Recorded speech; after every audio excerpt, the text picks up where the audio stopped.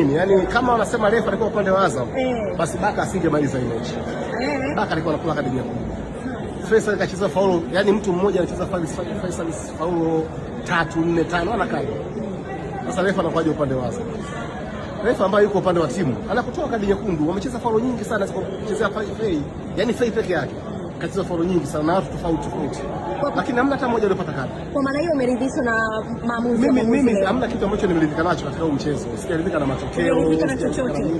Mimi nataka tushinde. Na tulistahili kushinda. Sawa. Kabla ya mchezo tumeona kuna picha zikitrend mitandaoni, inaonekana kama vile Young Africans wamegoma kuingia kwenye dressing room. Inasemekana kwamba kulikuwa kuna harufu kali, yani kama vile dawa zilinyunyuziwa mle kwenye dressing room. Hebu nataka niweke sawa hili. Hii ni mechi yenu. Ngoja kwanza. Ile swala la siwaulize wao. Sasa tuseme nini? Kwa sababu nyinyi ndio wenye mechi. Ukiwa na mechi unafanyaje?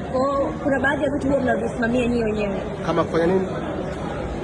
Kuweka sawa mazingira ya uwanja, kuanzia dressing room. Hiyo kitu mimi siwezi kusema kitu kwa sababu hata sisi kwetu kuna harufu kali na sio leo.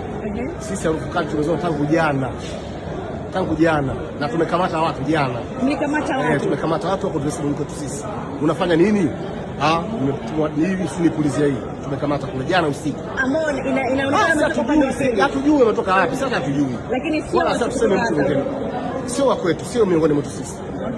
Tumemkamata na hata sisi dressing room hatukwenda. Sasa anapotoka mtu mwingine anasema basi labda kuna majini uwanjani. Ama majini, maki alisema mshimba Makonda hapa kuna watu walikuja wakachukua nyasi wakaweka ikaonekana kutokea fungus. Labda pia ilikuwa fungus lakini kumbe kulikuwa na zaidi ya fungus.